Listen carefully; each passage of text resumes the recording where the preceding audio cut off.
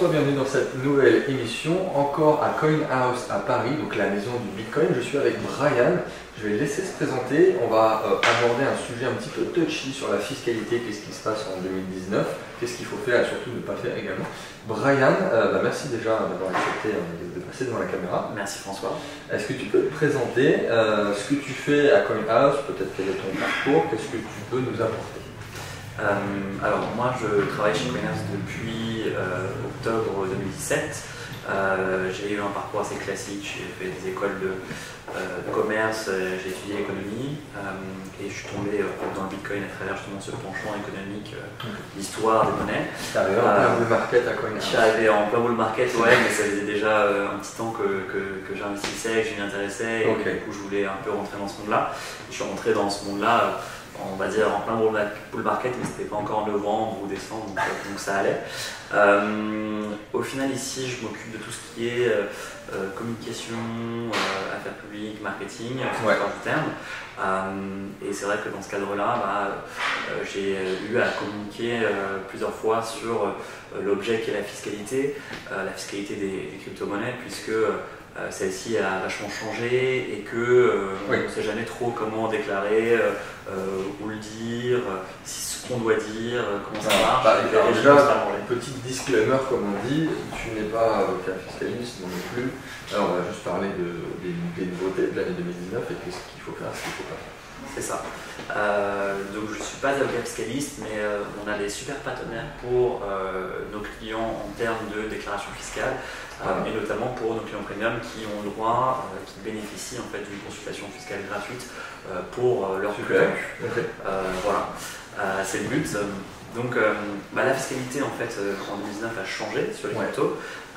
Ça a été acté en fait avec la loi projet loi de finances 2019 où la fiscalité est passée d'une fiscalité un peu compliquée et floue, c'est ça, à une fiscalité plus simple. Alors il y a encore quelques complexités quand même à saisir, mais en tout cas voilà, la fiscalité appliquée aux personnes qui sont des traders dits occasionnels relève de la fiscalité de la flat tax. Qu'est-ce que ça veut dire? Ça veut dire que lorsqu'on aujourd'hui trade par exemple actions classiques dans le marché financier, on doit en fait payer un impôt sur les plus-values qui est de 30% sur la plus-value financière. Exactement. 30%. Exactement. Donc j'achète une action à 100 €, je la vends à 150 €, j'ai fait 50 € de plus-value. C'est le delta. C'est le delta. 30 € que je dois, enfin 30% que 50 €. Voilà, exactement. Là, la crypto, en fait, c'est le même principe. La seule différence, c'est qu'il y a un abattement de 305 € sur le plus-value potentiel et le calcul des plus-values est fait de manière un peu différente également. C'est un calcul qui est pondéré en fonction de différents moments où vous êtes rentré et des ordres de sortie. Donc ça, c'est un petit peu plus compliqué. Voilà. Il y a aussi, en fait, ce qu'il faut entendre et comprendre, c'est que on est aussi censé dire quels sont les comptes que vous avez ouverts, où sont-ils ouverts. Voilà, bonne question. En fait, c'est le même principe que le principe du compte bancaire. Lorsque vous avez des comptes bancaires à l'étranger, vous êtes censé déclarer ces comptes bancaires, et donc là, ce sera le même principe, il faut déclarer ces comptes crypto. Après, le souci, c'est qu'il y a une majorité des personnes qui ne le font pas, comme PayPal d'ailleurs, il faudrait déclarer son compte PayPal, parce que c'est à l'étranger, personne ne le fait.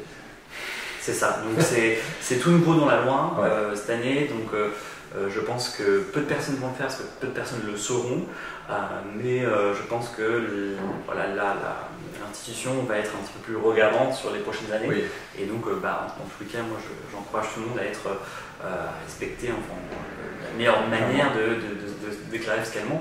Et d'ailleurs, si cette vidéo sort après la fin de la déclaration fiscale, c'est pas grave, vous pouvez quand même encore posteriori le déclarer, parce que je pense qu'ils sont beaucoup plus il y a une clémence, il l'avait même annoncé avant de dire que vraiment vous avez l'effort de déclarer, il y a une clémence.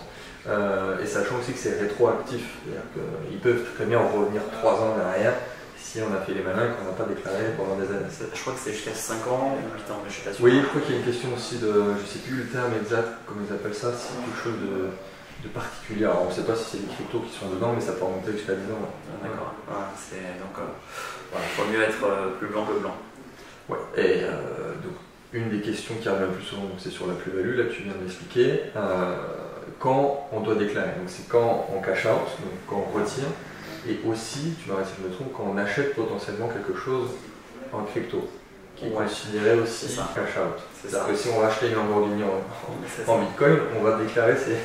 Si on a acheté, mettons, 2 bitcoins au prix de 250 €, ce que je souhaite à tout le monde, et que avec ces 2 bitcoins, on est en mesure de s'acheter une Lamborghini, on a fait certainement une très grosse plus-value.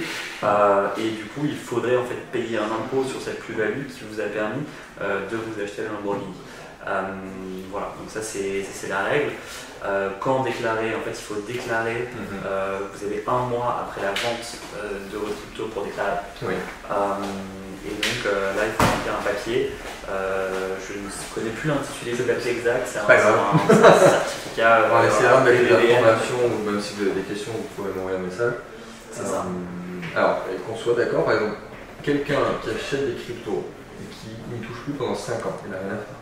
Rien à faire. Rien à faire. Non, c'est au moment. Il est censé déclarer son compte, mais c'est une fois qu'il va vouloir récupérer. C'est ça.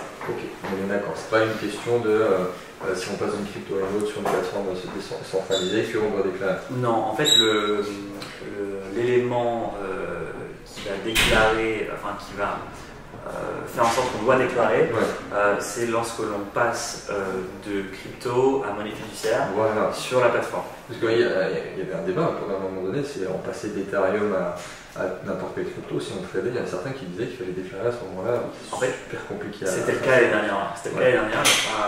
Mais ils se sont rendus compte que c'était juste impossible et pour le fisc d'aller vraiment regarder ça et pour nous aussi. Donc d'abord pour nous, ensuite pour eux. Donc ils se sont dit bon, ça sera trop compliqué, on va essayer de le simplifier. D'où le fait que maintenant c'est plus que 2 € à crypto et du crypto à ça. Voilà, fiduciaire. C'est ça. Ok, très bien. Est-ce que tu veux rajouter quelque chose? Est-ce que tu as peut-être une ressource à partager alors là-dessus, nous on travaille avec nos partenaires, le cabinet Orwell Avocat. Eux ils ont fait du très bon boulot en fait sur tout ce qui est comment ça s'appelle? Orwell Avocat. Orwell. C'est anciennement blockchain légal transformé en Orwell Avocat. Ils ont une newsletter sur tout ce qui est l'aspect légal et fiscal qui est francophone, qui s'appelle Legal Chain. Donc si ça vous intéresse, je vous invite à suivre cette newsletter. Et ils ont fait beaucoup de travail pour expliquer justement les cryptos aux différentes autorités françaises et essayer de faire en sorte qu'il y ait quelque chose de simple. Et donc je pense que sur le PLF de 2021, il risque encore d'y avoir des changements et des changements qui permettront de simplifier. C'est-à-dire que la grande question c'est: est-ce que vous êtes un trader occasionnel ou habituel? Ça, c'est la fameuse question. C'est ça. Et donc ça, il n'y a pas de clarification en fait. Oui, parce que pour eux, c'est différent. C'est-à-dire que l'un, on va potentiellement vivre de ça, alors que l'autre, c'est juste un placement long terme et on retient une fois. C'est ça, exactement. Donc l'habituel, c'est vraiment du trading, et là, c'est plus la même fiscalité. C'est la fiscalité un peu plus complexe, un peu plus difficile. Tandis que l'occasionnel, c'est vraiment vous et moi qui sont un petit peu, mais non. C'est le grand public, moi le premier d'ailleurs. Jamais cash out en crypto encore. Donc, ok, je pense que c'est clair. On est bon? Ouais, on est bon. Merci beaucoup, Brian. Merci.